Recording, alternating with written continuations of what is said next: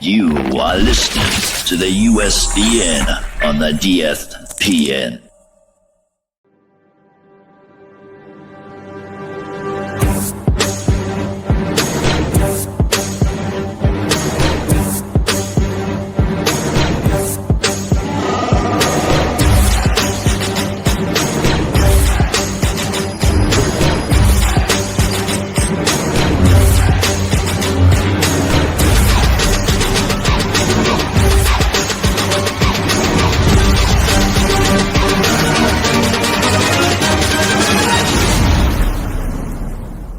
It's a trap!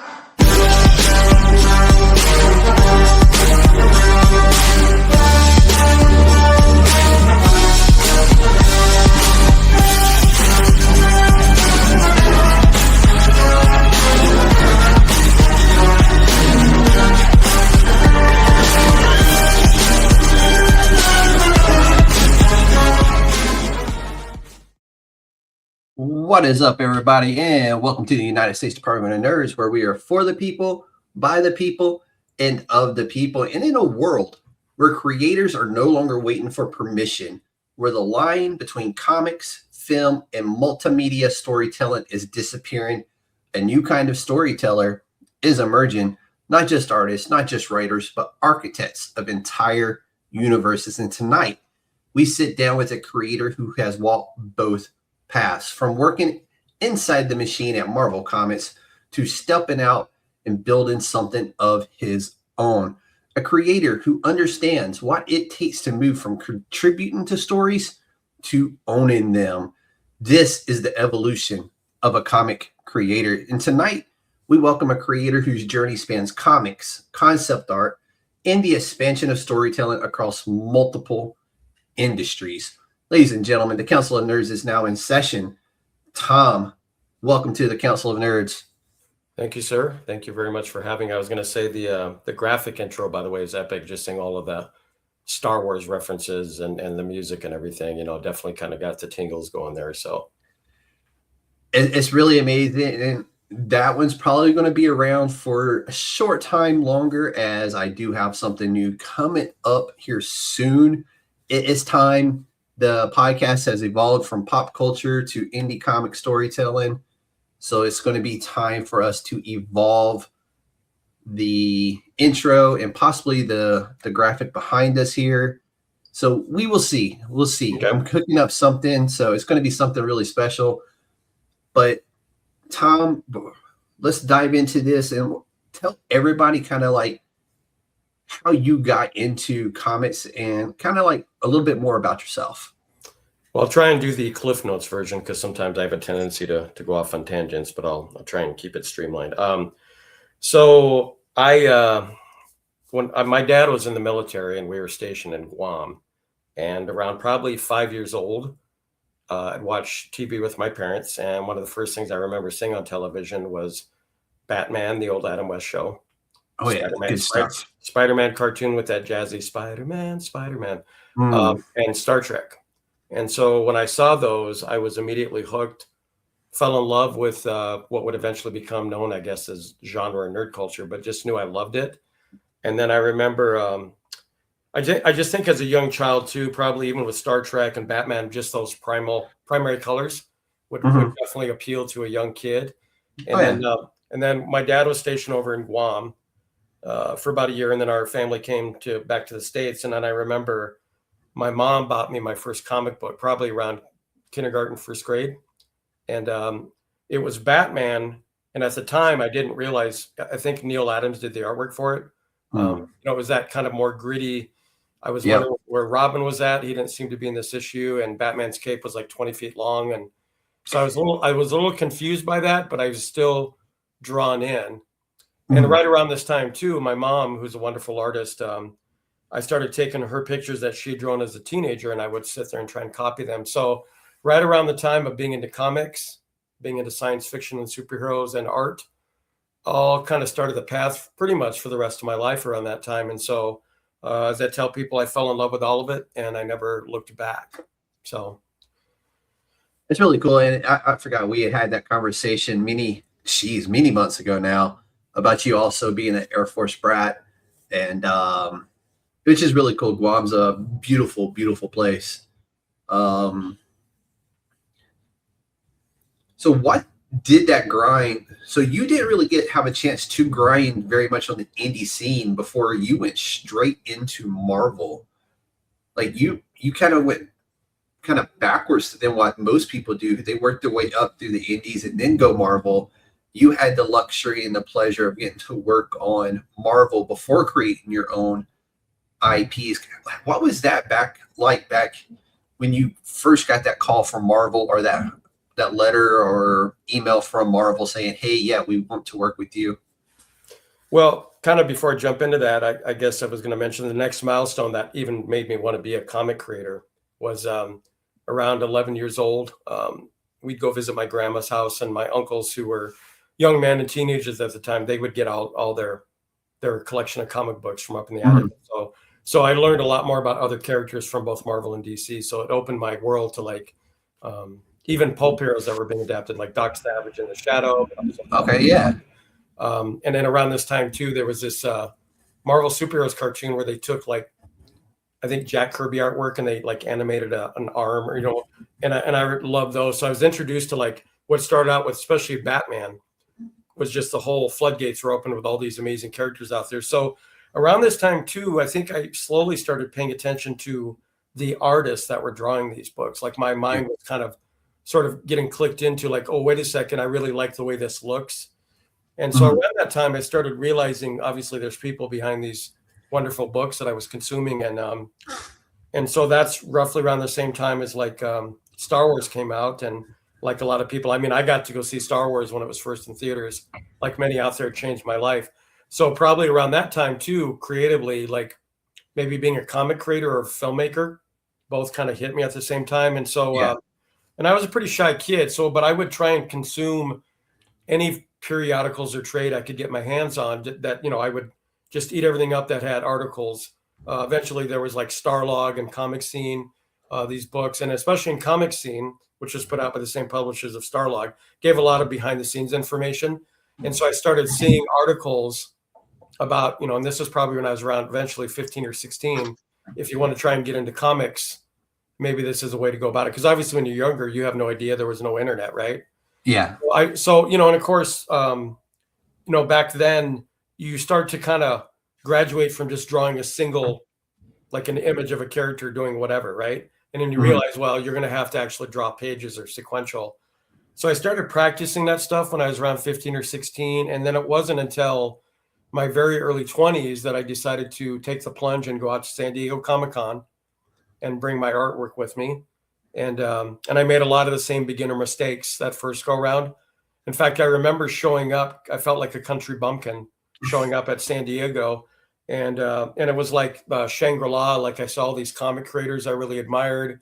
Just being into that world, it was like magic. I felt like I was in a fairy tale, gone to a different place. And then I would see the portfolio review lines, and I would see people ahead of me that were really good. So that first day after seeing that and watching them, a lot of them getting torn to shreds in the portfolio review lines, their critiques. Yeah. I tucked tail and went back to my room that day. and my ex-girlfriend at the time, I told her that. She goes, well, maybe go in the next day, because I was booked there for the 3 or 4 days for the show. She goes, well, maybe you tell them you traveled a long way to come here. I think that was her way of saying maybe they'll go easy on you. So the next day I did that nervously with my portfolio. And I actually remember, because I had a chance to chat with him a few years ago, the person who did it, my first review was at DC, and it was Elliot S. Magan, who has been a writer. He's written a lot about, Superman books, etc.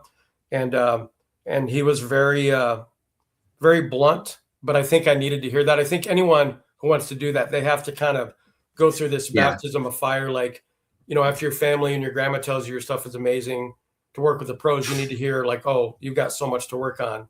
You're not ready. Right. So what I did was, after getting the first rejection from him, I'm like, well, I'm going to go to Marvel Comics next. So I ended up seeing Mark Grunwald, who has since passed on. He was sitting there eating a donut.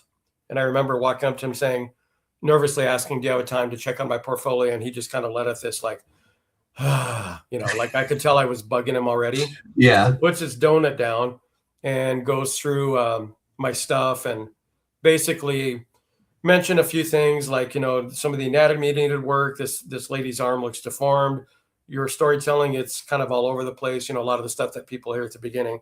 So then I started out with a big 2 to get my first 2 rejections. So I decided from there, I was going to work my way down to independent studios, which around then was like First Comics and a few others. And so I just Kamiko. And so I decided to approach every one of those, and every person who saw my work shot it down.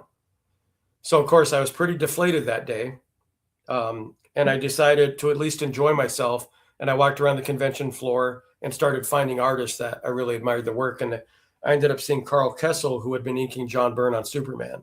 And by the way, John Byrne was my first rock star comic book idol.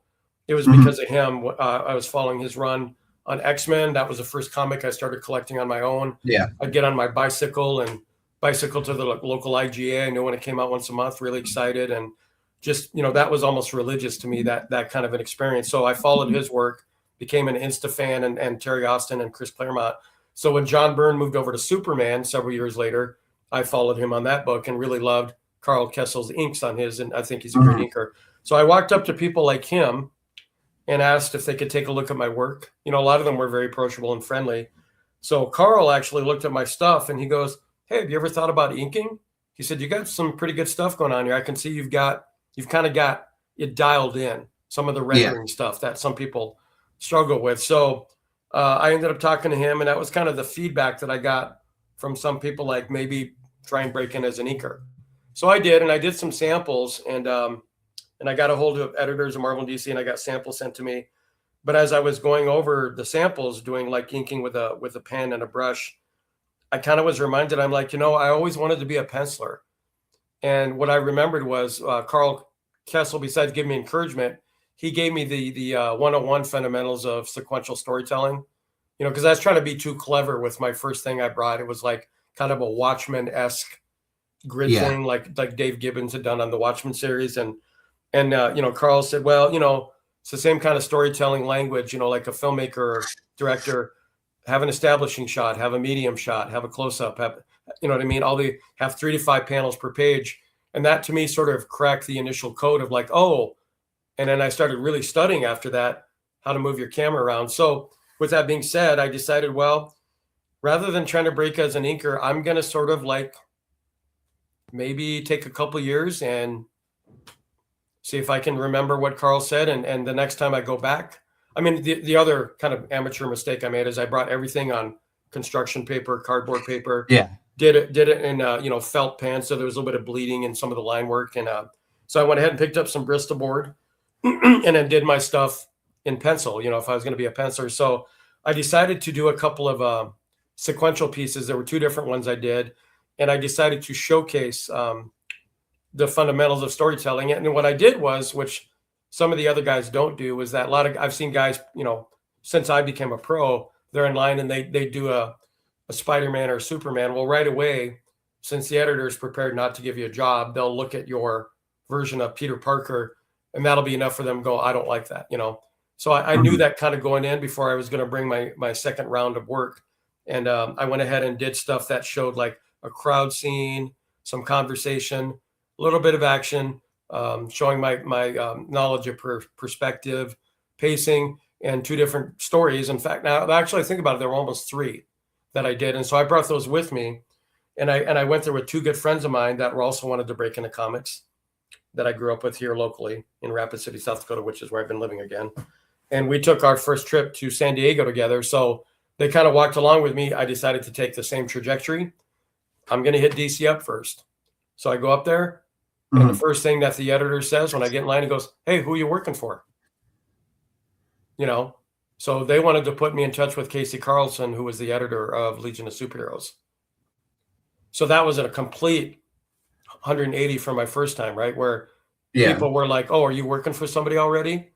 So I felt like that was a good sign. And then Casey and I were never able to meet up, but I ended up going through and meeting a ton of people. And I brought Xeroxes of all my pages, right? And people would ask to keep them. And so that was a great weekend because everyone I talked to, they're like, "Oh, you should be working," And then I remember towards the end of that, I ended up, trying to find a few more people. And then I went over and kind of took the same approach and met Coley Hamner, and he was doing some work for Malibu. And he goes, "Oh, hey, let me introduce you to my editor." So I met his editor, and the same kind of thing, like I'll see if this guy can get you a gig. So fast forward a few more months, because I gave the guy my information. He said get a hold of him right away so he doesn't forget me. And then I called that guy a few times, and I never got an answer back. Yeah. And that turned into a few months. So then I'm going, what's going on here? Well, this is back in the days of answering machines, and phone tag. I got a call from somebody claiming to be an editor for Marvel. Well, it turned out to be my roommate who also wanted to break in the comics. He thought that was a very cruel, funny, practical joke. I told him I was going to ring his dad. And I'm like, why would you do that? That's fighting stuff right there. That's fighting stuff. So we got through that, but actually a month later, I did get a voicemail, and it said, "Oh, this is Matt Mora from Mighty Marvel Comics, and I'd like to talk to you about possibly working for me." So I'd asked my buddy, "Did you do this? Did you do this again?" He's like, "No, I swear it wasn't me." So I called them back, and basically they wanted me to work on Punisher 2099, and he was working under Matt Mora. So of course I was very nervous, very excited, and learned the process back then that they were going to send me a sample script, and what I had to do was to take like typing paper to do breakdowns. And for the audience that doesn't know, like breakdowns are kind of like the storyboards for comic artists, right? Like you sort of give the editor an idea of the pacing and how you're going to lay out all your pages and how you're going to do your camera movements and your close-ups, etc. So I would have to sit there and do that and send those to him, and then he'd give me some feedback. But I remember when I first started drawing the first few pages, I was so nervous I had to redraw them 3 different times. And by the way, I don't know if Marvel still does it now, but they actually sent you everything. They sent you a FedEx box with all your pages, reference from the comics, drawing materials, all of it. They provide that for you. Oh, wow. So that was very exciting getting that in the mail from them, So you were actually mailing stuff. I want to make sure that people are understanding that. You were mailing stuff back and forth through USPS. Well, through FedEx, and that's what they did Or back FedEx, then. yeah. You would probably FedEx them 5 pages. They get approved. They send you a pay voucher for those 5 pages, which I have framed, my very first check for Marvel. But the thing was, even during that time, because I forgot to mention this earlier, but while all this was going on, and my excitement about like maybe becoming a filmmaker and being a comic book artist, I had created a character of mine also around this time, called Black Alpha. I've never changed the name, but back then it was kind of more so like some people, I think, and I've seen some of the Image Comics founders have these stories, like some of the characters they created as kids, they ended up making their characters when they launched Image, right? And I think a lot of the comic creators who have that kind of an imagination, myself included, you start getting kind of jazzed by bringing your own material to life, right? So Black Alpha was kind of the result of space, superhero, Star Trek, Batman. And I didn't realize it at the time, but back then I think I treated it more like as a hobby, because I felt like, the only way that I'm going to be able to do this is get a paying gig, and at the time what they paid comic artists made you feel like a millionaire, you know what I mean? And so that was a potentially game changer for me. But I think, and unfortunately though, as I got around that time, the market had really gotten big. And then right as I got my foot in the door, it imploded pretty quickly too. You know what I mean? That speculator boom happened, a lot of books. So I wasn't on the Punisher book actually for very long before they canceled the title. In fact, I got a card in the mail right around April 1st, letting me know the book was getting shut down. And they said, this is not an April Fool's joke, by the way, right? I actually have that letter too, by the way, from the editor. I save all these things. Yeah, that's wild. So at least they told you, they didn't just let you go, oh, they're fucking with me, right? This April's Fool's, At least they said, hey, this isn't an April Fool's joke. It just happened to be like, timing. And during this time, it was fun because I got invites to come to some of Marvel's parties in New York. And then I remember like I had one of the editorial rate committee sent me a letter letting me know they were going to start me out at a higher rate than what they did for beginning pencilers, because I think they had big plans for me to help maybe try, because they really liked my style back then, which was being compared to Art Adams and Michael Golden. I think they were hoping that I could maybe become a name, I guess, right? So, and they started me out at least, I don't know, $50 or $100 more than what they were giving the beginners back then per page, right?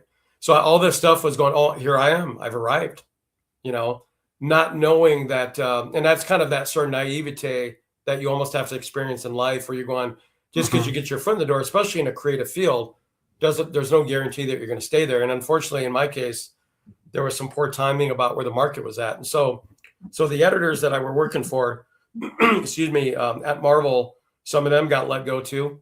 And so they started going around to different companies, and they were keeping in touch with me to try and continue to give me work. Harris had the license on Vampirella.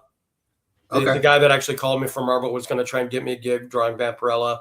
And this kind of went on for a while. And then the other editor, Joy Cavallari, he ended up going over to Superman. And so I ended up doing a kind of a tryout version of, remember the Superman Blue, the electric? Yeah. That era. So I did a version of that. And then also had a couple other friends who were working in the industry, like J.H. Williams, and kind of tried to get me in touch with, I got a list of editors' names, like try and hit them up. But I think the timing of it wasn't the best, because I started talking to other people when I'd see them at San Diego Comic-Con, and some guys are like, I hate to tell you this, but I've been drawing for years and I can't even get work right now. Like, yeah. I've been on titles for years, right? So, so I continued to try and do that. And then a couple of my other buddies eventually would sort of get their foot in the door with comics too, with Image and DC. But before that happened for both of them, actually, they actually got their foot in the door in the video game industry. Mm-hmm. And so they were telling me for quite some time, get a gig working in games, like your salary, you get benefits, the money is way better than comics. And so I decided to kind of pivot and make that my goal. But that took a little while too to have that happen. Yeah. So that's one thing I guess I try and give myself credit for is, I've picked a kind of a path for myself that it's not the simple, you show up, you apply for a job, you give them your resume, maybe you're going to get hired.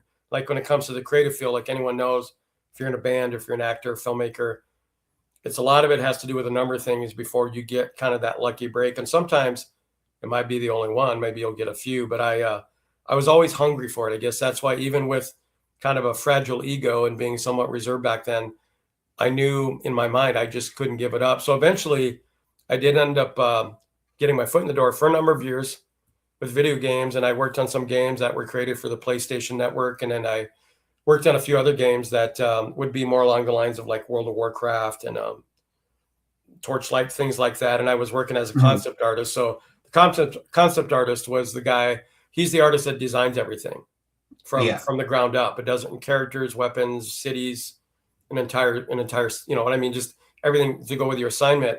And it starts with you, and then it gets handed off to the 3D modeler, et cetera. And they get a rigger and animator, and then they move it around with the programmer. But so I did that for a while, and it was a lot of fun, and it kind of helped me improve my skills as an artist. Because the thing that I tell people, and some of my other friends told me too, is like, when you get your foot in the door, being a true artist, getting paid for it, your skills should grow exponentially, because now you're getting to do that every day and learn techniques and learn a number of things to improve where you're at continually. And so while this was going on, because a lot of, like I said, the companies I worked for, they put me on fantasy games. Well, one of the last companies I worked for, they were doing the Marvel Heroes MMO. And some of the guys are going, well, if you drew for Marvel, why aren't you on this game? And I'm like, I have no idea. But, it's all fun because and here's something I tell people that they kind of get a kick out of. I don't play video games. I never have. And when I would go in for interviews, I would be honest with the team, the hiring team or the CEO or the VP or whatever. And I said, here's the thing. Since I was 5 and 6 years old, I've loved drawing monsters. I love drawing futuristic rifles and spaceships and vehicles. And I said, the visual language that goes into creating stuff for games or films or comics, it's all the same. I said, the kid in me still loves drawing all these things. So that was the thing that would get me hired on a number of occasions with different studios, right? But when some of these guys found out I had a history with Marvel, and then I started getting pretty active on social media, people would say, have you ever thought about going back to Marvel? And of course, I'd been in the game industry for a number of years. And part of me was kind of going, well, probably not, because just so many things are different. And I won't say better, but a little more financial stability at the time, et cetera. So, but I got to thinking about that, and I was going, I should go back and revisit some of my old characters. And Black Alpha being the first one I created at 11 years old, I decided to take what I learned as a concept artist, and about, probably this was all around 20 years ago, I started seeing these artists put out when Flash animation was a new thing. Yeah, There was a website called Newgrounds, and there was some amazing Yep. stuff. I'm friends with some of the guys from that, like I the guy remember when that came out. That was one of my favorite websites to visit. Yeah, like the creator of the web series Zombie, which got a lot of traction, and then Dr. Shroud, a couple Yep. of those guys, they were inspiring to me. So I've had a number of inspiring milestones and chapters, and I saw what they were doing with Flash animation. So I'm going, you know what? I should try and animate a Black Alpha cartoon. So I started doing some tests back then. I did some tests in Flash, some small scenes and vignettes, and then it dawned on me where I'm going, it's going to take me years to try and animate this thing by myself. And so I would still kind of play around with the notion, but I decided to take that animated style and go, why don't I just finally make a comic of my character, Mhm. And so while all this was coming together, I kind of had a vision, and I was always reading the trades, and I was sitting there going, we kind of live in the age now where the internet kind of gives people a certain amount of power in the platform, and you don't have to wait for the gatekeepers Yep. to give you a shot, right?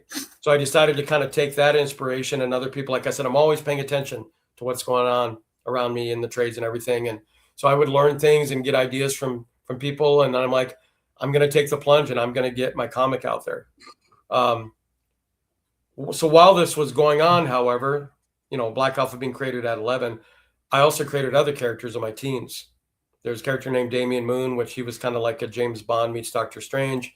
Another character, Salem Tusk. He was kind of my African-American Indiana Jones. And then I had others through the years that followed.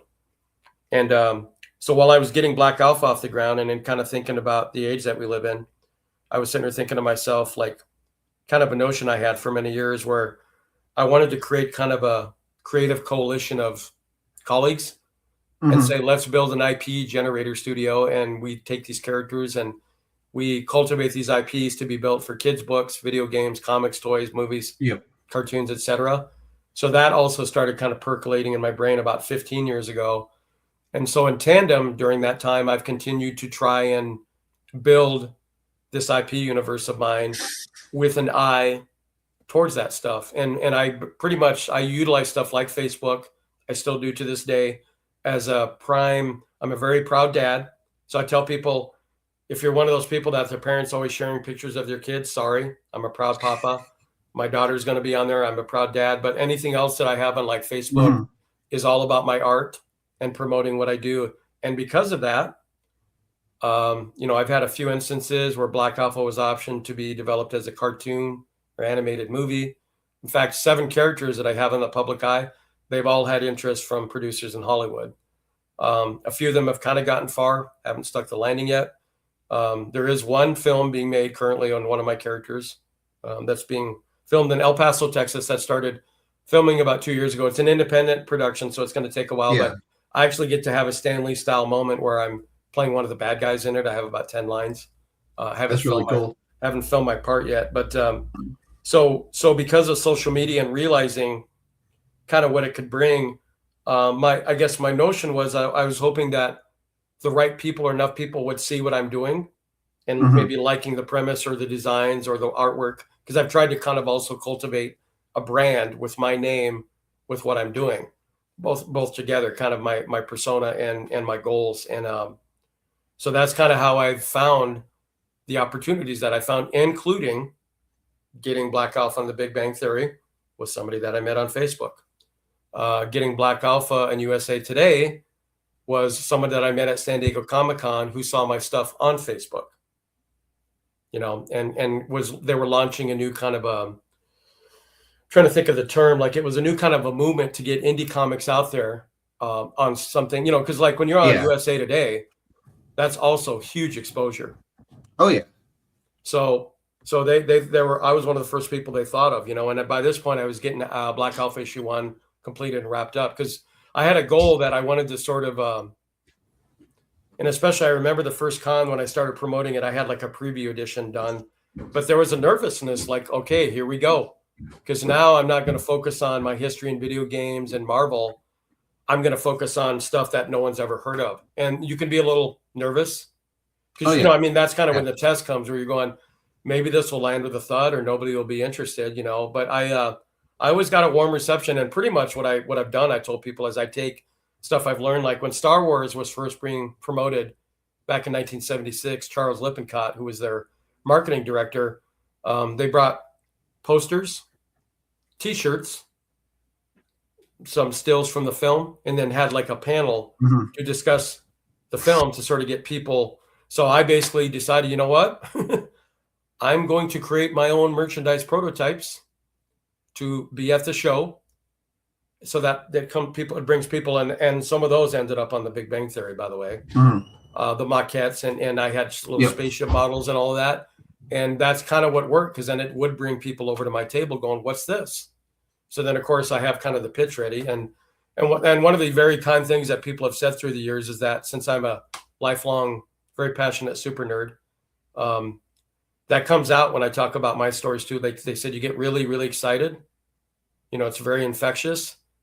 And they said, you can tell this means a lot to you, you know. You have literally covered half of my interview, and I've only asked you one thing. So oh, sorry about that. You're very much passionate. No, dude, that is like the best thing in the world is I could just like get it started and just let you go. And I'm just following along over here of where you're at. I'm like, oh, I don't send interviews, people. Like it's just something I won't ever do. And he's literally almost covered everything word for word that I wanted to talk about. So it's been great just listening to your story on this side of the camera and on this side of the microphone. I do want to touch some more, though, on Black Alpha and what you've done with the Big Bang Theory, if you're good with that. Sure. So go ahead. Sorry. Oh, no, I was going to ask, like, so Black Alpha at its core, like, what's the concept of the story, and kind of like where did the idea for Black Alpha come from? Well, when I was 11, I decided to, there was a couple of books out that around that time. One of them was Star-Lord, who eventually becomes, you know, one of the members of the Guardians of the Galaxy, a slightly different version than the Chris Pratt version. And also another book called The Man Called Nova. Yep. And it was fun to be around those when they were the beginning stages. So both of those stories showed me the concept of the cosmic superhero, you know. And already loving Star Trek, I kind of was like, you know, I should maybe kind of create my own space superhero. But the laughable part is I took, and I, you know, and as a kid too, I was also into stuff like some of the Asian superheroes like Ultraman. Oh yeah, There was a movie I saw at the drive-in called Inframan, and that character, he had kind of sort of this round bug-like helmet with these big bug eyes. So I sort of took that, like this round helmet with these bug eyes, but kind of gave them the Iron Fist Peter Parker treatment, where they had like the big whites with the shape around them. Yeah. But I pretty much ripped off the costumes of the original X-Men, which was the gold tunic and the trunks, and then, you know, the gold gloves and the Buccaneer boots. So I get that was his first outfit. And what I love about that age is, you know, you're so amped up as a kid. I'm creating the most amazing thing ever. And so I knew that he was going to be in space. I knew that I wanted him to have a spaceship. I wanted him to have his own Enterprise or whatever, because the Millennium Falcon wasn't out yet. And then at that time, his name was Dr. Adam Steele, and he'd been in a nuclear accident that gave him the strength of 30 men. That's what I laugh at when I think of that stuff, right? Yeah. But his color scheme and the color scheme, he was always white, gold, and black. So as I got older, I kind of obviously discarded that when I realized, well, that's a little silly, and you know, it's a little kind of derivative. And so I really started thinking about, like, if I'm going to do a story about a space character, maybe I decided to kind of go in the realm of stuff like Dune. Is he a noble? You know, is he like someone's, like, is he a prince? And so for a while, I originally had wanted to do more of like an outer space retelling the story of Moses. Okay. And that he was part of all these noble houses, and his family was kind of the main noble house that ruled over the other subordinate governor houses. Well, he finds out that he's been adopted, and then his family's actually been subjugating the people, the citizens of where he's from, right? Somewhere in another star system. And so, of course, he ends up feeling betrayed, renouncing his birthright, and then his family actually has these suits which give them power. That's how they're able to kind of lord over the citizens, including the heirs. They get one too. So he decided to use his suit to sort of free the people kind of thing, right? Mhm. But then the more I thought about it as time went, of course, when I would tell people that, and I've learned to kind of get over this, but when I would say that to my friends, they're like, that kind of sounds like Dune. So as soon as I heard that, I was going, well, okay, maybe I need to kind of switch angles. So after a Yeah. while, I started thinking about it. I'm like, you know what? I also love the Three Musketeers.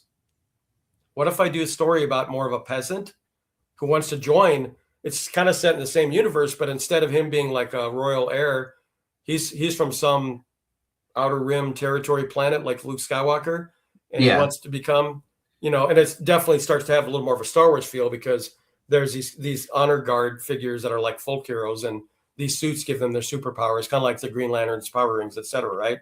So he wants to become one of them, and it's kind of more about his story, right? He comes from, I guess, humble beginnings in poverty, and it's about a young man who's wanted to be one of these kind of these noble folk heroes, and his world gets ripped apart because his family is killed, kind of like the superhero mythology, right?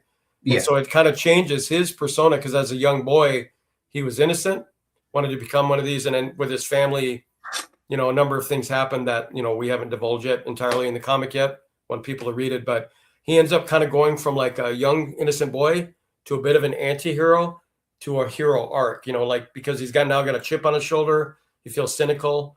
And I'm, and I'm a sucker for redemption stories anyway. So, like, I've taken elements of like Peter Parker and Bruce Wayne and all that, and I'm always kind of intrigued with the iterations of these characters where, like the supervillains, they have something tragic happen and they could have gone one direction or the other. I mean, Peter Parker, after Uncle Ben gets killed, he could have, selfishly kept using his powers to try and gain something selfishly. And then, Batman, at least in the films, they implied like, like in Batman Begins, he was sitting in that prison, maybe over in the Philippines, wherever it was.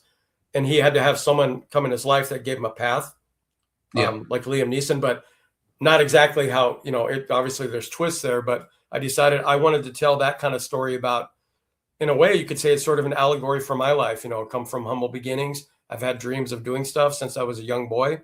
There are many challenges that have come my way since that time, and sometimes you have to learn to adapt.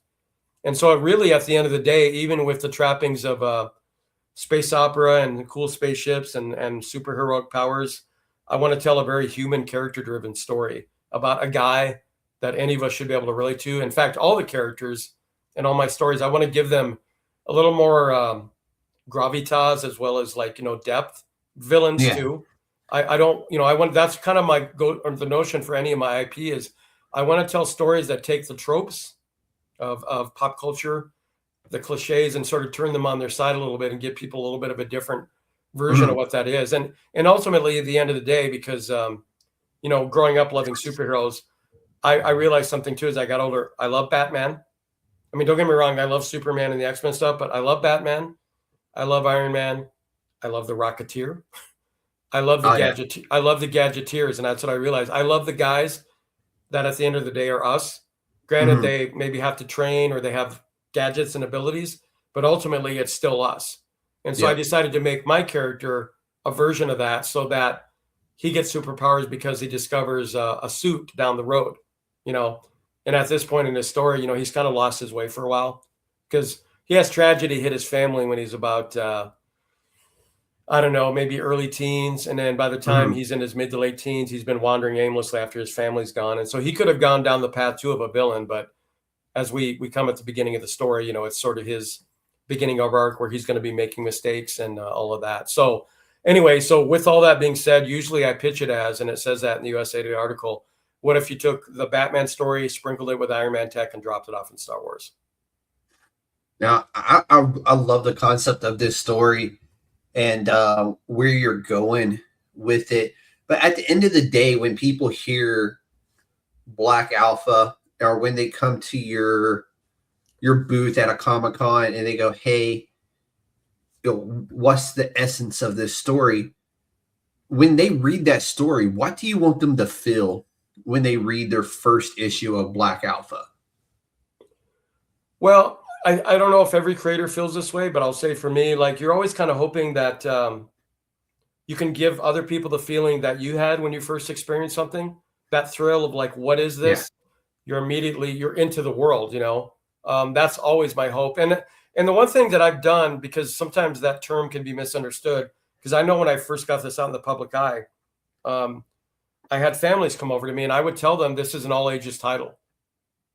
In other words, there's no gore, there's no swearing, but there are some dark themes in it, you know, especially the loss of family and kind of how that's handled. But I would tell people, so I had a mother ask me, so would my 9 or 10-year-old? I said, yeah, I would feel comfortable with them reading this. So they would pick it up, and it felt good to say that because I'm going, me growing up on Star Trek and Star Wars, that's something I could experience with my parents. Yeah. And I sort of, I create, I wear my influences on my sleeve. I mean, I have other material that would probably be more along the gritty line of adult stuff, but this is the one because I created it as an 11-year-old. And I think ideally, because of the stuff I grew up on, which appealed to kids and adults, that's the goal, is that this sort of rides that fine line. Like, kids should be able to enjoy it, maybe get some ideas, be inspired, but adults can kind of be caught up in the political intrigue and kind of the character development of the piece, Yeah, it comes off as one of those pieces where a father or a mother could sit down with their daughters or sons and kind of like page by page this and read it together and enjoy it together. And there's a lot of comic books out there of many different walks of life, but there's not enough comic books out there where a family could sit down and enjoy it together. And it's really cool that you have created one like that has got a lot of love from a lot of different people in a lot of different places. So when I realized who you were actually, and when you had mentioned that your stuff was on Big Bang Theory, I'll probably watch Big Bang Theory that night.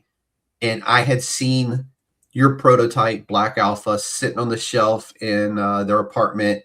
And then that later on at the comic book shop, seeing your posters of Black Alpha on the wall at the comic book shop.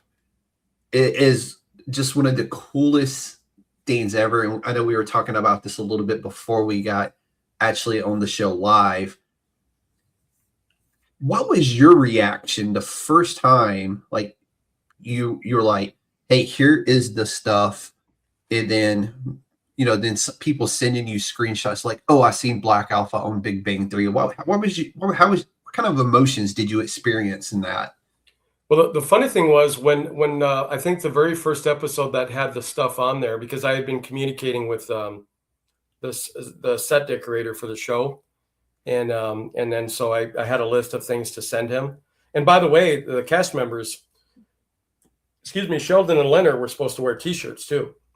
Oh, okay. That would have been cool too. They gave me their sizes, but apparently they predominantly had a deal with DC. So if you look at like when Sheldon wears, a lot of it's DC, Green Lantern, yeah. So Flash. So that kind of fell apart a little bit. But I remember that when they got the material in, I heard from a friend that Chuck Lorre, the creator of the show, took out the spaceship for Black Alpha and pretended like he was flying it around the set there. That would have been really cool. Yeah, that was really fun and exciting to hear. And then when I was at C2E2, I had heard that the episode that the stuff was going to be on. So I was actually with some friends who also had gotten their stuff on the show. We had a little bit of a viewing party, but I was getting things ready for C2E2. And then I was sitting there looking to see if I could see the ship in Raj's apartment. And because of the shape of it and how it was lit, you could kind of make it out, but not really. So then I'm like, well, I can kind of see it. So that's really cool. It wasn't until the next day that I had some friends go, oh, that's awesome. And then they brought up about the figurine. And I said, oh, I didn't even see that. So then that's when all that began. But I had so many people reach out to me the next day. And it was just kind of this sort of like community feeling of like, this is really cool. This is kind of surreal. Like my characters now are part of this world, like being on the sets and these characters and the universe their stories take place in. And then, of course, after that, other people, and some of the people have been following what I've been doing for years, which I'm always grateful for, you know what I mean? Because they've kind of seen me go through the highs and lows and be able to kind of celebrate some of the wins for me. Right.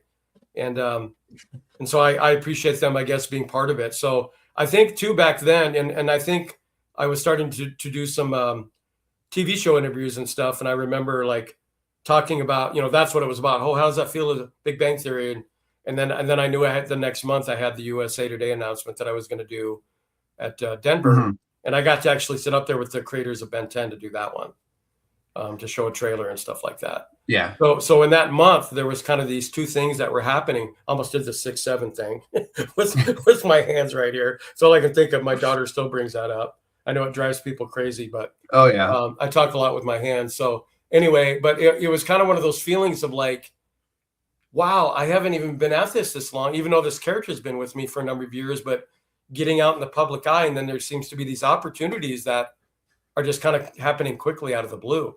And so I think at times for a while, as exciting as it was, I sort of took that for granted, unfortunately, because you think, oh, boom, boom, boom, boom, here we go.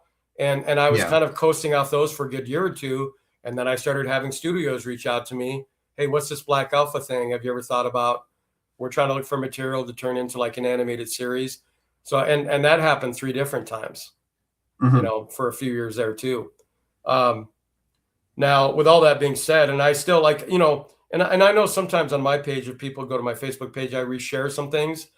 And part of that is because for me, it's fun to relive it. The kid in me never gets tired of that, those kind of milestones.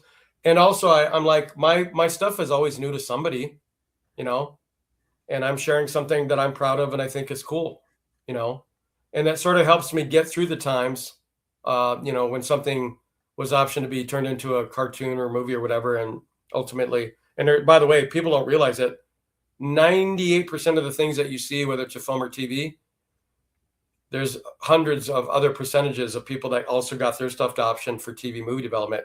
Things just don't happen or haven't happened yet. So those wins kind of helped me get through those moments as I still continue to this day, explore and seek those opportunities. Like I said, having a film made of one of my other characters, even as an indie production, it's still really exciting. Yeah. I mean, the director sends me clips all the time. And so I feel very grateful that that I've actually had a number of my IP, several of them, actually land with people in the entertainment world, that they're intrigued by all of them, whether or not it's the design of the characters or the premise. And I've had people like, I've become friends online with Chris Hunter, who happens to be Jeffrey Hunter's son, the original captain of the Cage pilot for Star Trek. And I sent him some Black Alpha stuff and he loved it. He loves the ship. I have a friend, Rob Pratt, who's been worked at Disney for decades, and he's a showrunner, and he's also been a fan. And I sent him copies of the comic and shirts and everything. And they've been so supportive. And so I feel like when you have people who are part of this major pop culture history like Disney and Star Trek, and they're telling you that they like what you do, it gives you kind of a sense of like, okay, maybe I'm not insane. Maybe my stuff is worthwhile. Because, it's waiting your turn, basically, at this point, you feel. Yeah. And I think everyone would probably go through this where you're kind of going, am I crazy? Is my stuff bad? And I just don't know it. And I think when you face rejection, which you kind of have to grow thick skin for too. Oh, yeah. That's what I guess I've learned through the years, is that everything I wanted to do always involves an element of disappointments and getting rejected. And that's just something I think a skill people have to acquire, and I always think about these actors that get these interviews in these movies and TV shows that you think because they became known for 1 or 2 different iconic roles that they were up for so many that they didn't get. We just get to see the wins in the public eye, not the stuff that goes on behind the scenes. So. No, 100% on that one, 100%. And so do moments like that, like having your stuff on Big Bang Theory and having fans of your work that work at Disney and on Star Trek, do you think those moments validate the idea that creator-owned IPs can break into mainstream culture, such as Black Alpha appearing on Big Bang Theory? Well, I think because of the last maybe 15 or 20 years, we've never seen a better time for people. And I mentioned this kind of a little bit earlier. I keep having these milestones that I mentioned, but when Image Comics first started, and Rob Liefeld to me is one of the biggest champions of creator-owned stuff, and I feel a very much a kindredship with him because he's like me. He just grew up loving all sorts of pop culture stuff since he was a young boy. And he's still so passionate about comics and also creating his own characters too, right? So I definitely feel a kindredship there. And then watching what Image Comics did back then is something that's felt to this day, where those guys became the captain of their own destiny and took their characters and sort of took a shot and feel like, as they say, took a big swing to see if people were going to respond to what they were doing, the original stuff, right? Because, Yeah. and I think that because of that kind of mantra and philosophy that Image has had since then, currently, I still subscribe to that, where I'm like, because I mean, I've had people ask me going, hey, what would you do if somebody came up to you? And because as much as I've known to love Star Trek or Star Wars, and they said, what if somebody gave you an opportunity to tell your Star Trek or Star Wars story? Of course, that would be thrilling. I have ideas, trust me, of the kind of stories I'd want to do. But for me, as the birth mother of what I've created, there's no other feeling in the world like it than seeing your stories, your characters, the world building, the elements of the universe, the locations, everything about them, their stories, their journey, seeing it actually come to life in a tangible form. There's no other feeling in the world like it for me. And especially taking it years later.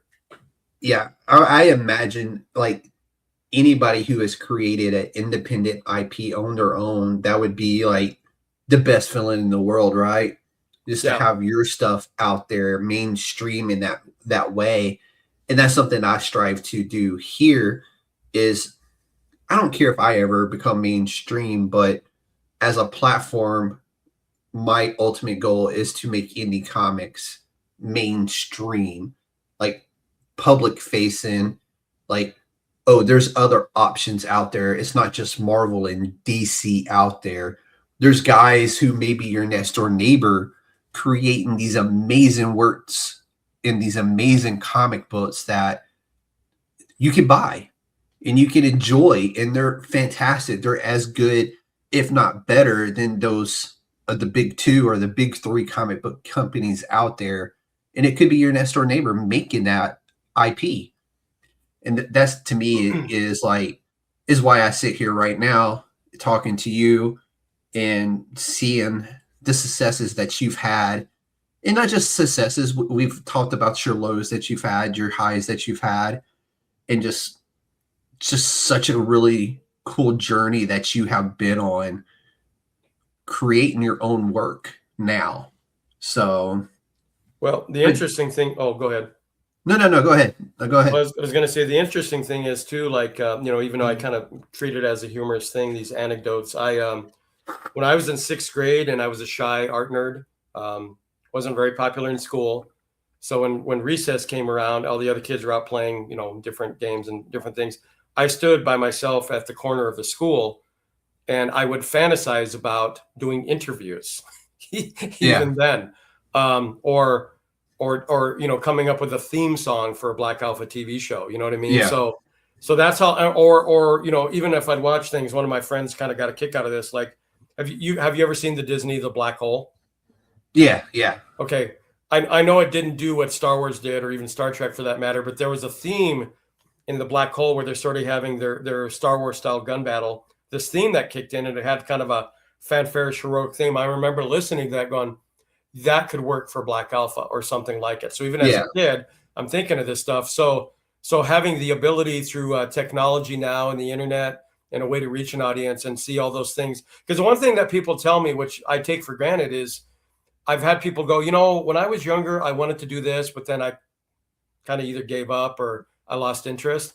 They said, you're one of the only people that I know that hasn't let that go, especially from your young childhood years of like, here's my character. And, that's why I said, even though it's not a big part of pop culture, I'm doing a few things this year to celebrate Black Alpha's 50th anniversary, 1976 to now. You know what I mean? I've got a couple of surprise projects coming up. And I sort of made a post about that about a month or so ago, because it dawned on me where I'm going, I can't believe this character has been a part of my life for that long, and here he still is, and here I am together, along with the other characters that I've created since. And by the way, I forgot, I brought a little fun thing too, because while we're talking about it, so I figured I'd show, we got my toys.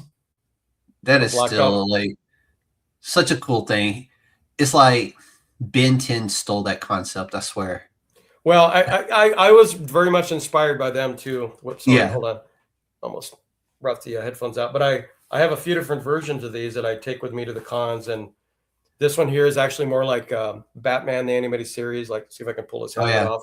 The big broad shoulders and the slimmer waist and legs. Yeah, and then yeah, the head comes off, so you get to see what he looks like. You know, as a kid, Yeah. that was something I was always intrigued by when you'd Yeah. see Batman without his cowl, and then I also had another friend commission this kind of an anime style, and That's because really cool too.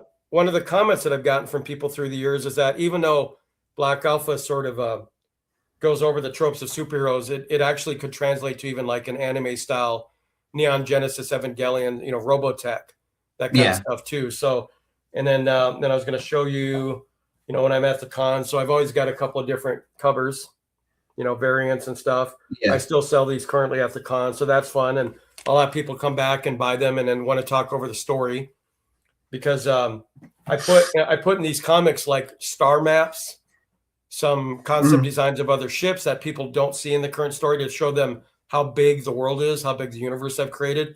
Because I love that stuff. I've loved that since I was a kid. I Yeah. love behind the scenes stuff, the Star Trek technical manual, any of Yeah. that stuff, you know. So I play that to my own work, and then this part is humorous. I actually have a Funko Pop of me, so Nice. that sits there with me at my table. But I actually have my friend Jack Egan got this made. It's a little Black Alpha Funko Pop. Oh, that's really You cool. know, so every time I set up at these shows and I have that, it's kind of, you know, obviously it's a completely different galaxy that Rob Liefeld, kind of the air that he breathes with his success. But I love seeing him, like, you know, if you ever watch his podcast, he's got so many maquettes and statues of like Deadpool and Cable Mhm. behind him. So obviously he's kind of the same way, like seeing toys of your brain children. It's such a thrill every time, one that Yeah. never gets old, you know. So Oh, I imagine like like it's such a cool thing to have something go from your head to paper to a piece of plastic in front of you and being able to hold your figure, to be able to hold your comic book, and to have these conversations with people as they visit your, you know, your booth at a Comic Con or something like that. Like it's such a cool thing in my head. Like I remember like when I was coming up in the 90s and like seeing the guys from Image, you know, Rob and, you know, Jim and Todd and all those guys, those were rock stars to me. mhm. Like those were my rock stars. And to see the Spawn movie happen and that kind of stuff to me is still one of the coolest things ever, because that was an independent comic that nobody expected to. I mean, shit, we're like 300 issues deep, 300 plus issues deep into Spawn Mm-hmm. right now, and we're supposed to be getting a second movie finally. There's been an animated series. There's been a video game on Sega, and these guys weren't expected to be around that long. They were suspected to be, you know, a flash in the pan like many others, and here they are, 20, 30 years later. It's I think, yeah, it's trying to think, 92, I think is when it started. So 3, 4, like 92, but 93 I think is the year where it really like zoomed off for them. Like Well, I think it was like that. It was like 92 is when the concept and the idea and the thoughts were born and the first issues were hitting the shelves. But it feels like 93 was that year that it really took off big for them. Well, what was fun is when Image actually had its 20th anniversary, I got to premiere a lot of Black Alpha at their show. Oh, that's really cool. So to me, that was very symbolic of like, these guys showed me an amazing path, and I'm going to be at this show to sort of do my version of that. So I got to meet other Image creators that were having books launching and stuff then, and that was still a thrill for me, because that was one of those shows where people were coming over to me. They were drawn by the maquettes and the other merchandise that I had created then, and then they wanted Black Alpha sketches when they would buy a preview edition and stuff like that. Yeah. But I will say that for me, that like what Image represents as a mantra is so incredibly important, because it gives the power to creator. And people don't realize it too. Like there's been so many amazing books through the decades that have come out of the indie scene, that like The Crow, Yeah. you know, just, you know, these amazing works that, and I guess my personal, when I get on my soapbox a little bit, is that we need fresh voices. We need fresh stories.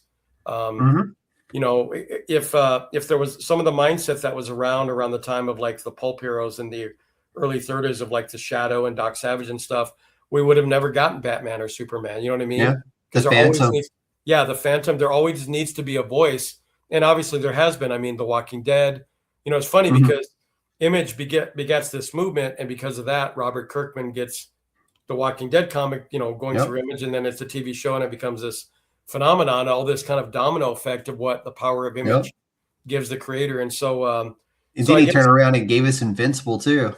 Yeah, and so he's got kind of the 1-2 punch currently of two of his IP doing very well in other media, and that still inspires me all the time currently, and will continue to inspire me because like I said, being a proud dad, I always think a lot about because my daughter's my one and only child, that I want to leave a number of legacies for her besides first being a good and loving dad, teaching her things, but also to let her know dad went after something, even when it was hard, no matter what, I didn't give up, and that's kind of the main legacy. And then eventually, not to get all morose, but when I'm not here, I want to sort of leave an estate that she can benefit from my characters, whether or not by that time they'll have been turned into something like a movie or cartoon, and figure out a way to kind of keep that going forward, and maybe even adding her own creations in the mix too, So that would be really cool because I don't think we've ever had that where a father-daughter or father-son duo have done the same characters that I can recall, or picked up the character and then took it to that next level. I don't think we've ever had that before, and that'd be really cool if your daughter decided to pick it up and become that first, to have a father-daughter duo do the same character and to take it to that next level.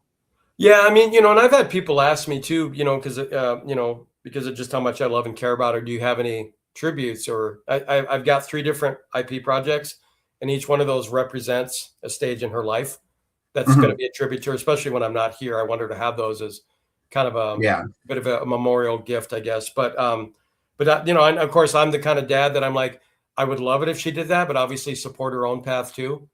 But that would be pretty cool and interesting. And it's funny too because she she's always surrounded by Black Alpha stuff, and I think now she's used to it. You know what I mean? Yeah. So it's kind of that like, oh yeah, this is my dad's character. But I remember when she was about 3 or 4, and I had one of my images of my main several IP, and she pointed to them and she goes, "Superheroes," and then she pointed towards Evelyn 11, the one that's currently being made as a film, and she goes, "I want to be her for Halloween."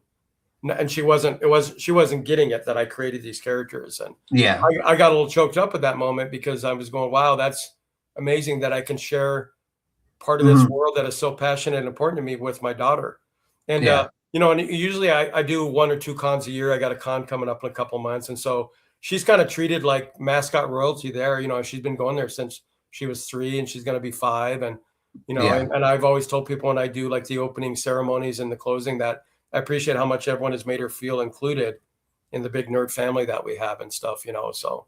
Yeah, it's really cool. And my daughter's the one that really got me back into comic books and got me going into Comic Cons because I hadn't been in like years and years and years. I just simply, I could say I had the time, but it was like, I didn't want to go to these things, and now that she's that age where she can enjoy them, she enjoys them more than I do, and I just enjoy going to hang out with her and seeing her face and how much she enjoys these things. And to me, there's nothing better than when you have those types of things that you can share with your kids. And I wish more people would. I wish I would have took more time earlier in my life to enjoy those things as well. But no, it's really cool that she's right there along with you and enjoying it, like watching her dad do his thing. Well, and what's interesting, because I can tend to overthink a lot of things, but I feel like generationally, some of the paradigm shift that has happened is like my parents' generation. They grew up in the 50s, and that's when kind of nerd culture really started beginning, right? I mean, it had been around since the serials, but like, the Superman TV show with George Reeves, the Lone Ranger with Clayton Moore, that was stuff they started growing up with and have been able to kind of pass along to me. And then the 60s with Star Trek. But I feel like nowadays, because of how long all of these decades worth of genre culture been around, that something that generationally we grew up on, right? And kids now can have their own version of that. And I think that's really cool that parents and their kids can share all the nerd stuff together. Yeah. Where back, I think when things were different decades ago, I think a lot of maybe adults, not all of them, but probably a lot thought this is kid stuff.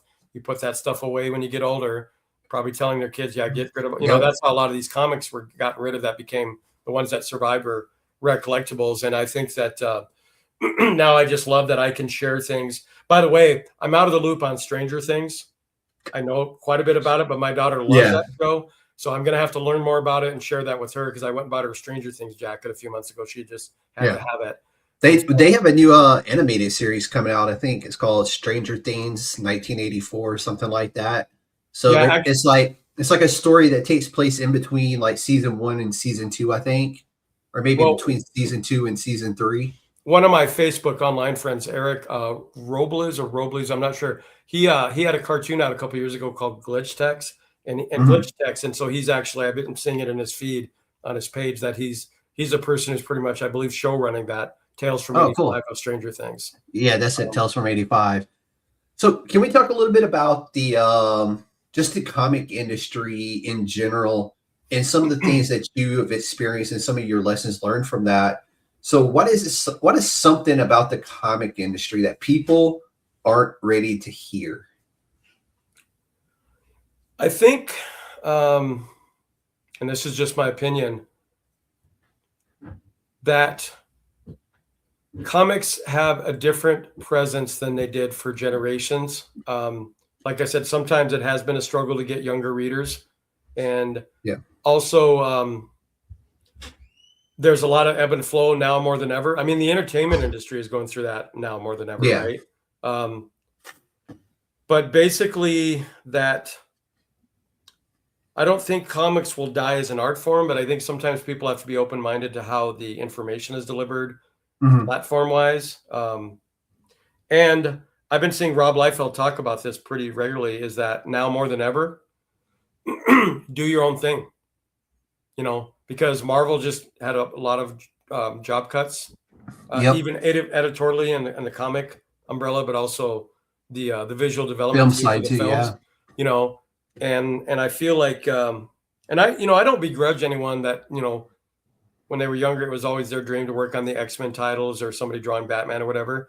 That's cool. If that's your dream and you were able to make that happen, awesome. But I do feel like, because of the age and also, a change is hard, because I've said this repeatedly, that what I think changed with comic books, and I do feel like, I hope it has a bit of a resurgence like the LP community, where, vinyl records sort of came back, that people having a comic in their hands and reading them will seem kind of kitschy, not kitschy, but niche-y and new and fun. Because what I've told people is, I said, when I was a kid and I grew up reading comics, it was left to the theater of your mind, right? So Iron Man, I always wondered as a kid in grade school, if they ever make an Iron Man movie, how are they going to do that? Well, now that we have films, they can do things way beyond comics. Video games can do things way beyond comics. And I feel like that's where comics have kind of taken a hit. And I think that it's always good to just stay adaptable, I guess, and I just think right now, once again, more than ever, if you have a story that you're dying to tell and you're able to either bring a couple of partners or you can do it yourself, just get out there and do it. Put out a webcomic, whatever it is, and you never know where that's going to lead to. It's definitely the time to that, with whether it's a webtoon or creating your own actual comic book, your physical comic book. It's easier now than it has ever been for people, with Indiegogo out there, Kickstarter, and there's a couple of other platforms out there that are gearing up to also add a new element to that. And I'll be talking to one of them next month, who's getting ready to, they've launched the app where you can read independent comics, but they're also going to add a crowdfunded element to it if they haven't done it already. And I'm going to be making that announcement probably next week. Because he's not on the schedule right now.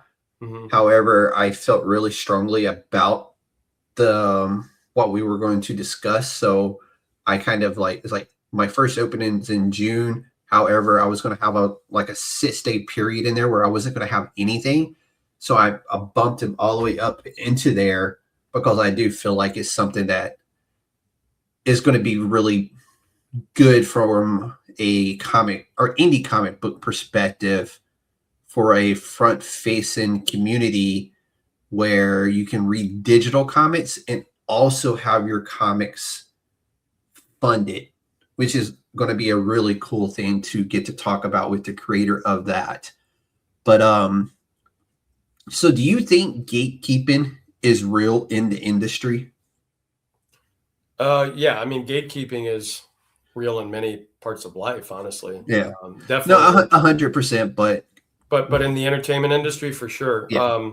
I mean, some of it, I slightly understand the reason for it because I feel like, no offense to, I mean, I'm always a big cheerleader of anyone trying to bring something that they have a vision for, right? Some people, though, their skills are a little rough. I feel like some gatekeeping is partially there for that, you know what I mean? Because they don't want every person filtering through, and then you have this bottleneck of people that are tying up the production process or the editorial process or anything, right?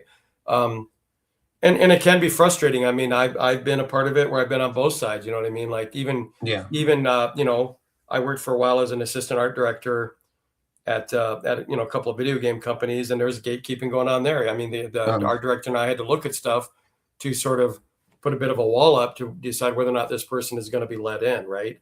Yeah. Or especially when people have a dream and they're just dying for somebody to give them their first shot.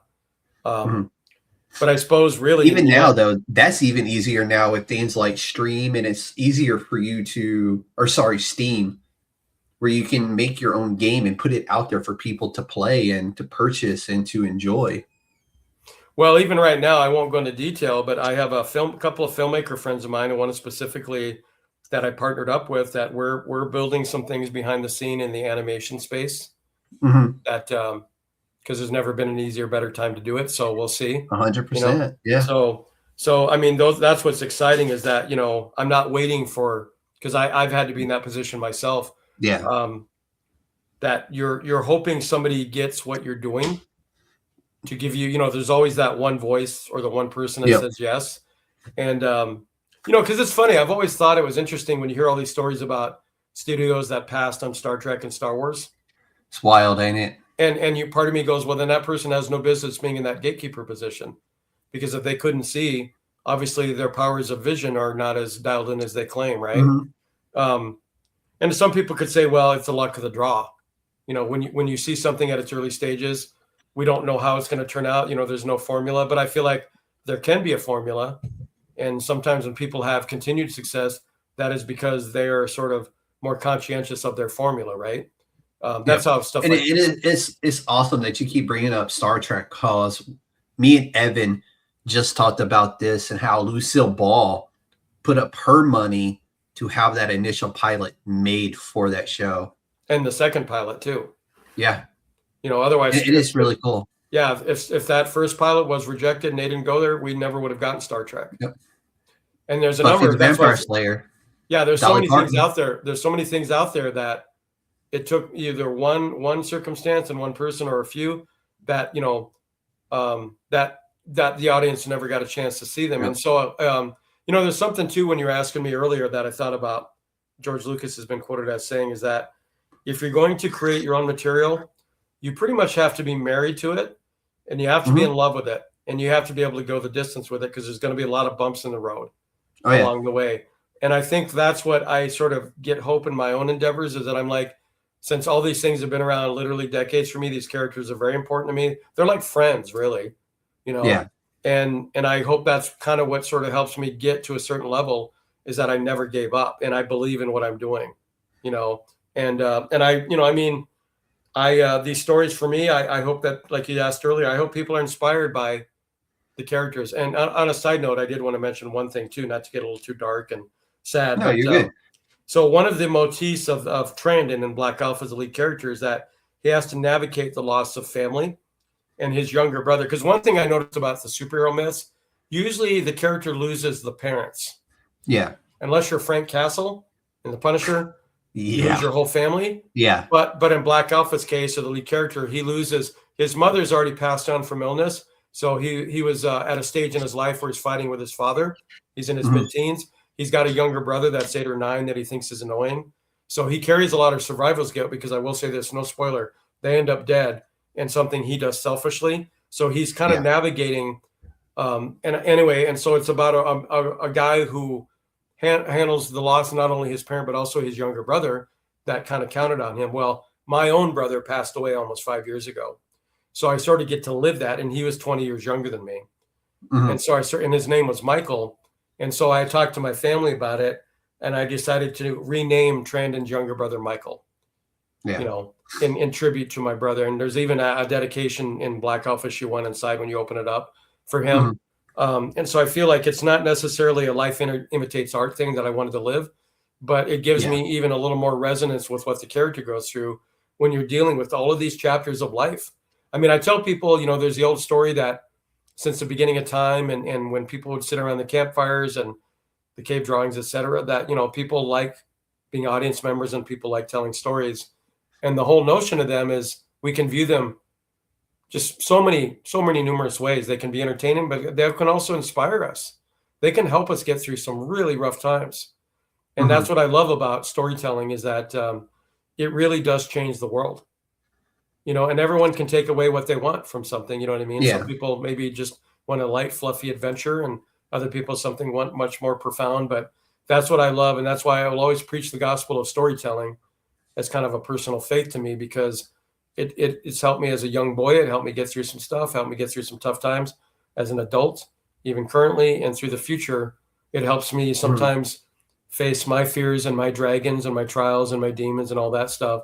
And that's what I'm grateful for. You know, I tell my mom that all the time, that with her and my dad, I'm grateful that they also gave me the appreciation for imagination and really cool, fun stuff like science fiction, superheroes, etc. And they let you embrace it too. They didn't try to stomp it out or do any of those things. Like I've seen, you know, so much in, you know, from people I know who were very talented artists, and their parents were like, "You're 18.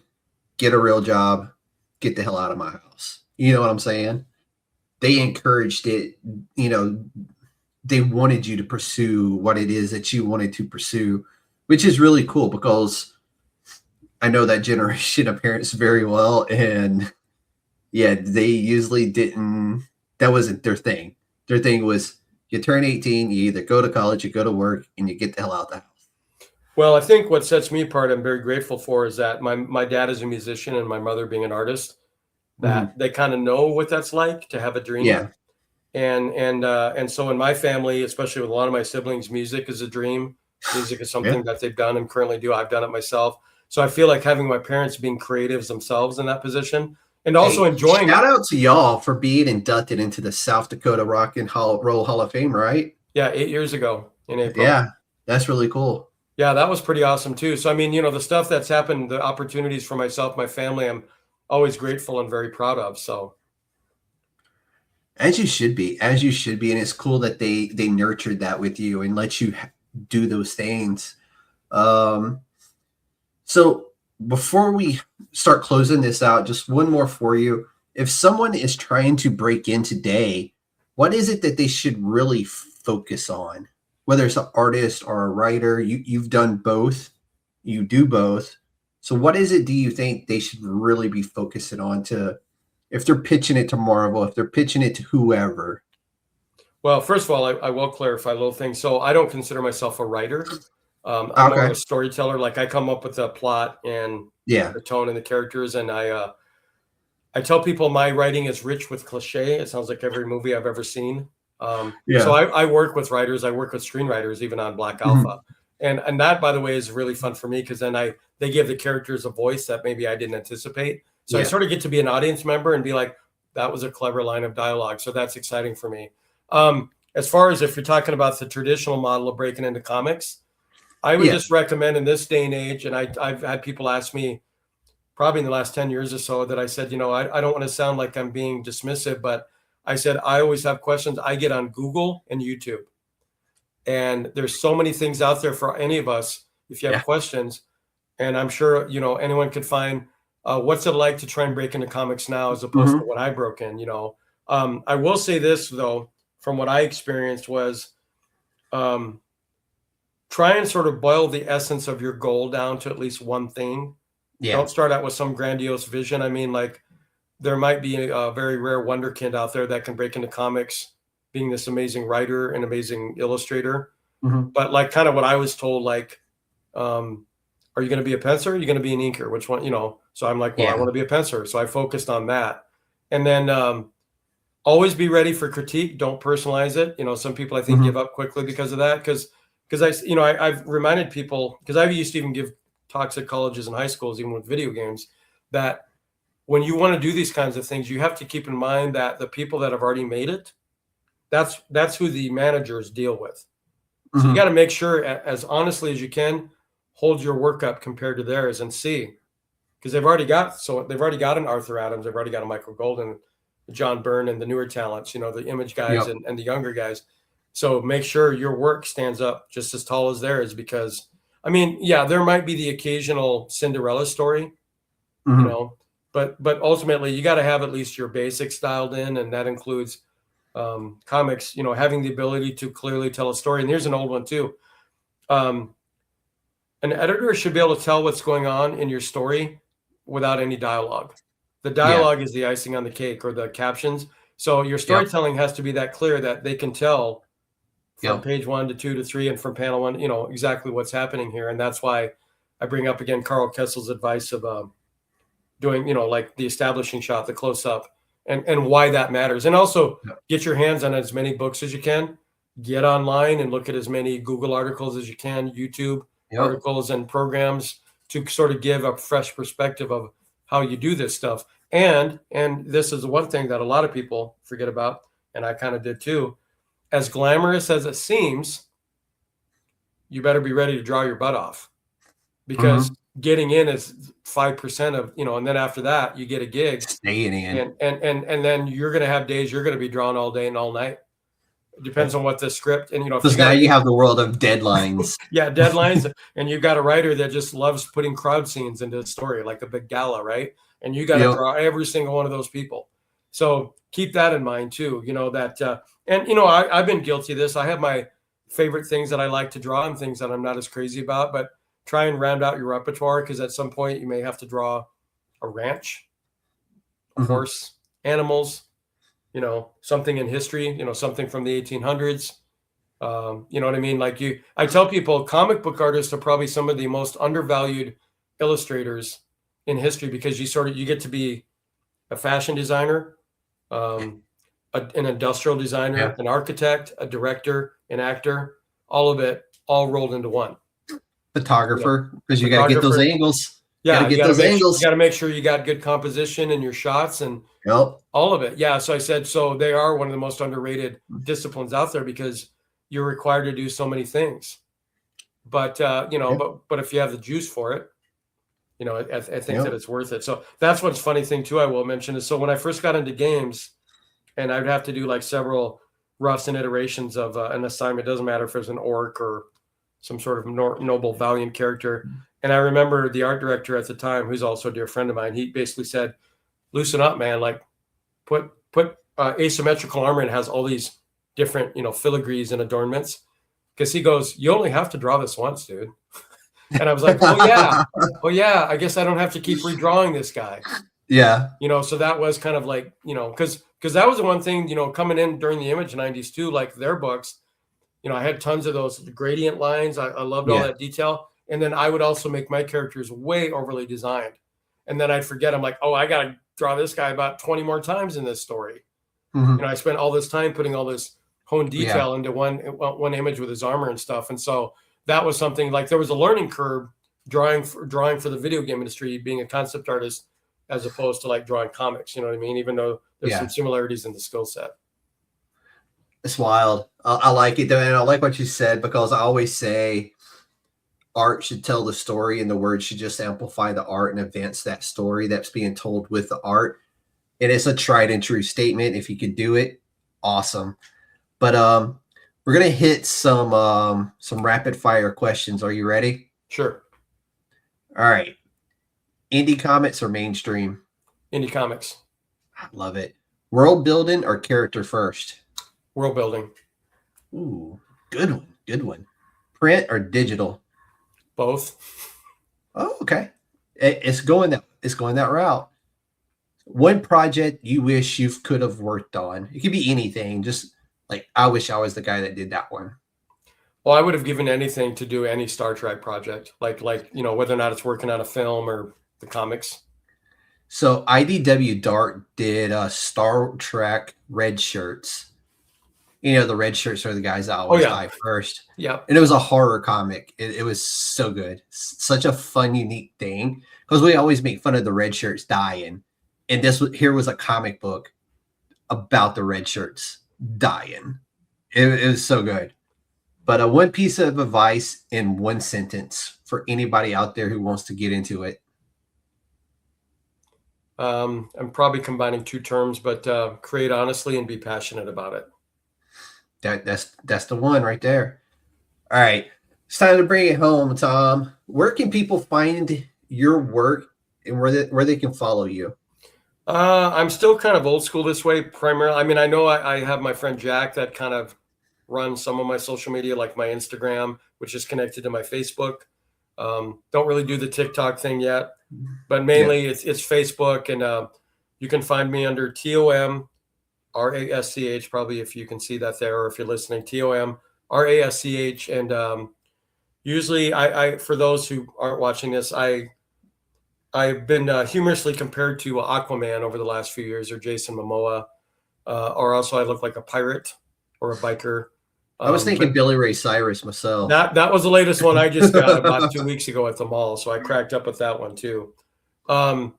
But also usually the profile picture me and my daughter, and that that's generally how I posted out. So I didn't include your Facebook social media in the description. I didn't know if you would want me to use that one or not. I did use your Instagram on there. I just didn't know if it would be okay to include your Facebook. That's the only reason I did not. Oh yeah. In fact, I've told people for years that I'm like, if I meet you at a con or whatever, feel free to reach out to me. I love visiting with everybody. Okay. And it's I made some great relationships and friendships just by connecting on Facebook, and I share all of my projects and the status of all of them on Facebook mainly.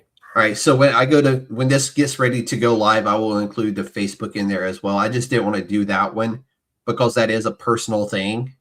I just didn't want to do it without first talking to you and making sure that was okay with you. So no, I appreciate that. And I've been one of those people that's been very open about that. I guess I feel like if you maybe run into some people that maybe seem a little off kilter, and then, you just either don't respond or that's what the block button is for. So exactly. And I know when we first linked up to make this happen, you got lucky, I will say, because you went to my spam account because you actually messaged me, which is not something I was used to. And I just so happened to be like, yeah. And I'm like, well, he does comic books. I guess let me, pull up his profile and see who this guy is. And I was like, okay, so he's a legit person. He's a real person. He's not somebody spamming me and put you over back into the inbox. And we had the conversation and we got this, made this happen. But yeah, it was really like you were the first one to ever reach out, just pop me a DM like, hey, I'm Tom, and I'd like to come on the podcast and talk about my IPs and stuff. I was like, okay, cool. And you were the first one to ever go, hey, I know you like to handle business by email, but can we just have a quick conversation to sum up some stuff and just get some stuff done? And I was like, yeah, okay, yeah, sure. I'm about to go on break. Let's make that happen. Well, what I appreciate about that, what I was going to say, and I don't mind sharing with the public, and I think I shared that with you, is I have a minor form of cerebral palsy. So texting is very difficult for me. Typing, I even have to do that with my index finger. It's been something I was born with. People are like, how are you able to draw? And I said, it's a minor handicap I've been able to overcome. But I've actually had to hold my pencils and paintbrushes weird, and I have to anchor my arm a certain way. That's why a lot of my work tends to look angular, because I've been able to kind of make that work. But ultimately, and also I kind of miss the old ways of people having a good old fashioned conversation where you can hear their voice. So I'm always it was like I said, it was my first time ever just having a conversation with the creator. before we ever talk here on the show. And it was good. I mean, we had a good like 30-minute conversation, and it was just like once we got to talking, it was just two dudes talking about what they love, and that's comic books and our children, right? So it was a really good conversation, and I appreciated that as well. Well, So, and remember, I told you I saw you come up in my feed, and so I was checking yeah, out your show for a minute, and I kind of liked your vibe, and I mhm, love independent comics podcasts because that's where my direction yeah, leans to. So I'm very much kind of in this. I feel like we're all sort of in this together, whether oh yeah, that's getting a podcast 100%. show off the ground. You know what I mean? I'm very much. I am cheerleader of the indie movement, independent film, independent these podcasts, Yep, all of these. You know what I mean? And comics. That's really kind of where my spirit really lies. And like I said, that's nothing against mainstream success, but yeah, ultimately, I love the sort of garage band style, do it yourself. There's such yep, a tenacity and such a fulfillment of no matter what, whether or not you're putting things together with Scotch tape, just getting it done. yep.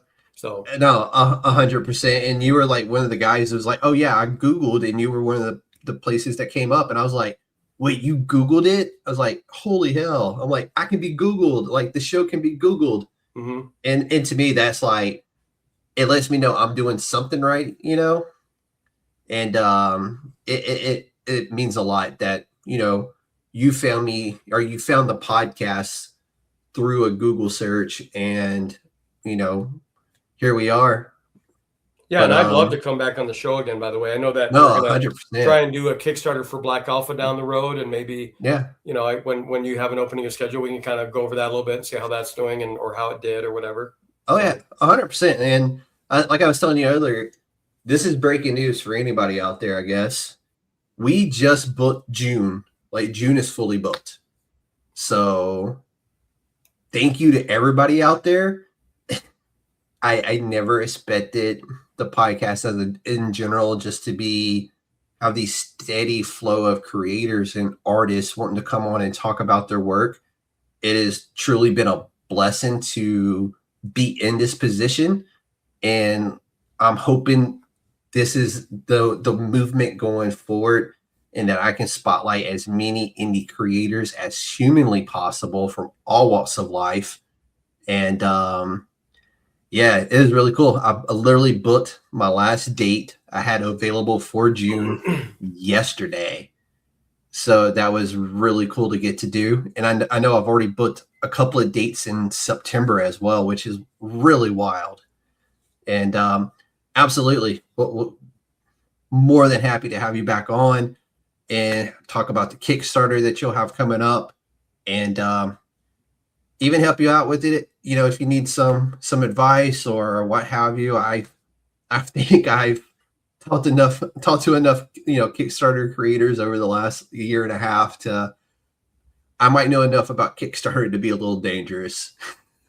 yeah, I mean, and I can sometimes I don't mind giving updates. Like I said, we'll see kind of where the Evelyn 11 movie. I keep forgetting to mention the name Yeah, of the character, um, with Frank Powers, who's starring in it, but also directing it, and and it's a low budget film, hmm, and same kind of thing. It's an indie production, which is kind of really what I wanted.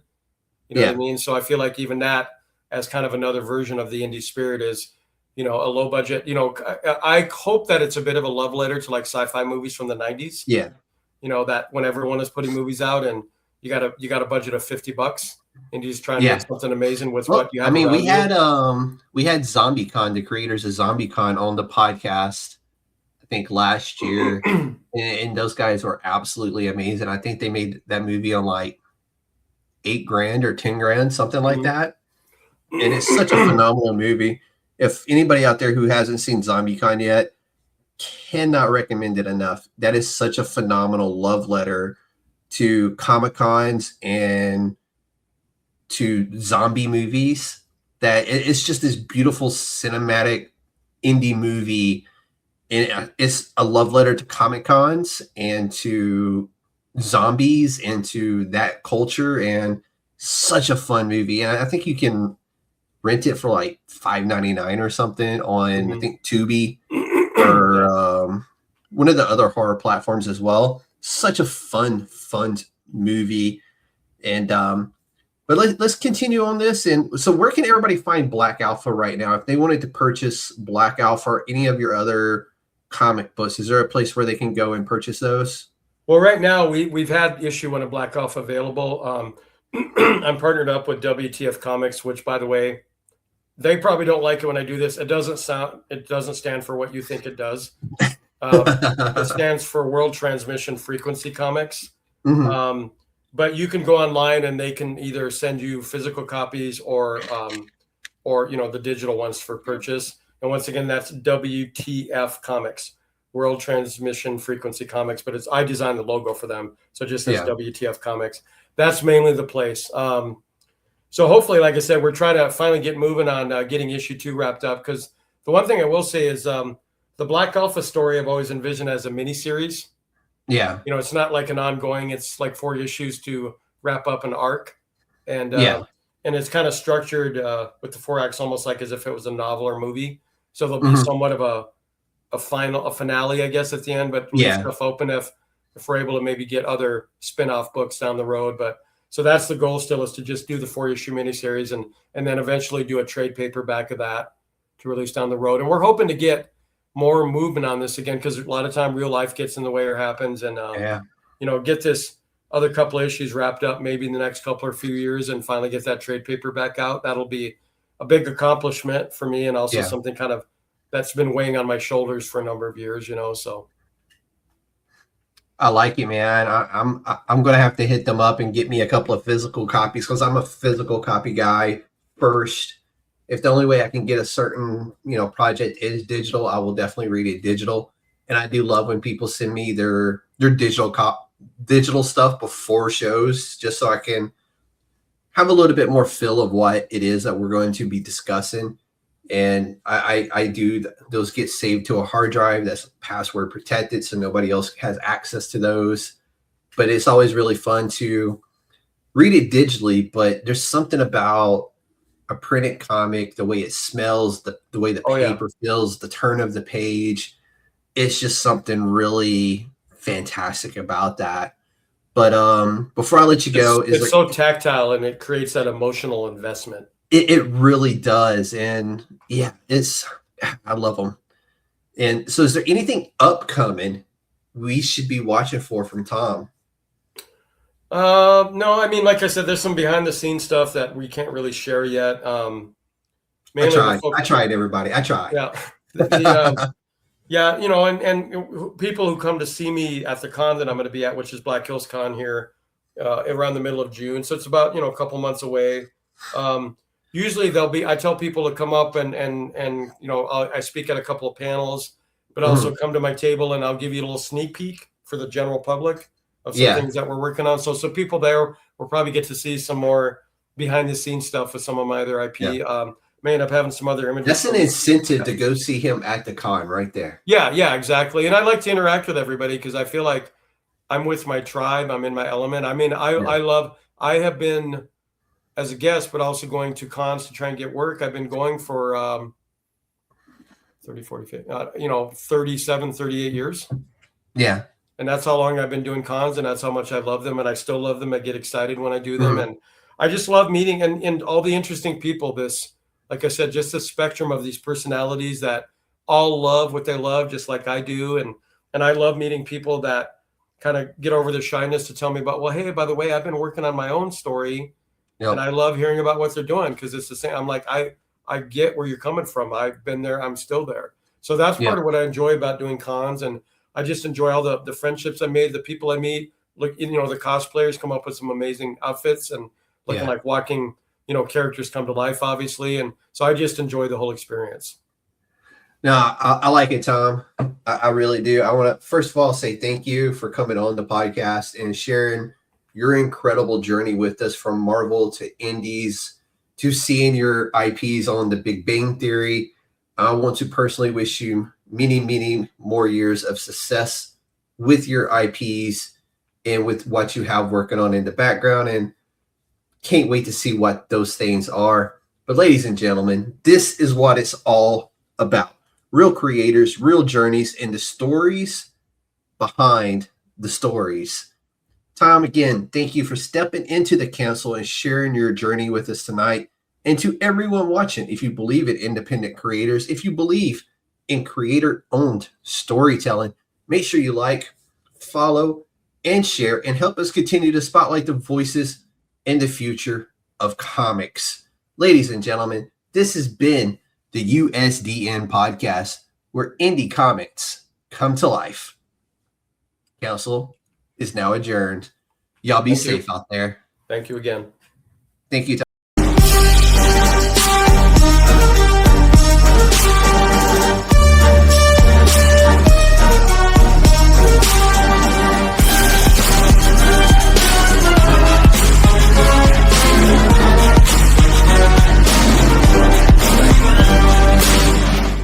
It's a trap!